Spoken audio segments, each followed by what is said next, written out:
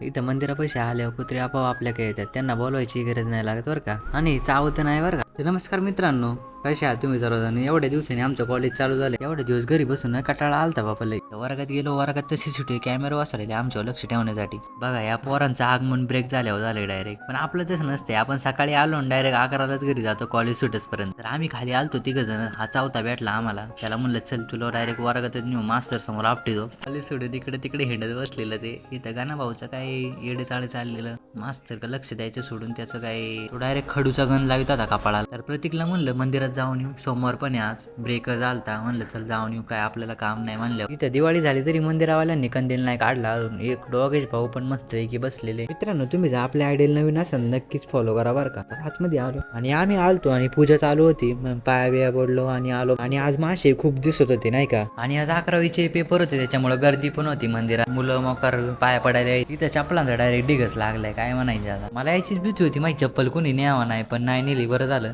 मग काय कॉलेज सुटलं, सगळे निघालो डायरेक्ट कॉलेजच्या बाहेर. गणू भाऊ तो काय VIP माणूस आहे, त्यांना सारखे फोन येत राहतात. मोजून 5 मिनिटात आम्ही तिथून मंदिरातून येसपर्यंत एवढी गर्दी जमा झाली ना की बास रे बास. तर इथूनच आमच्या कॉलेजला बाय बाय केलं. तर मित्रांनो असे नवनवीन ब्लॉग पाहण्यासाठी आपल्या चॅनलला नक्कीच फॉलो करा बरं का.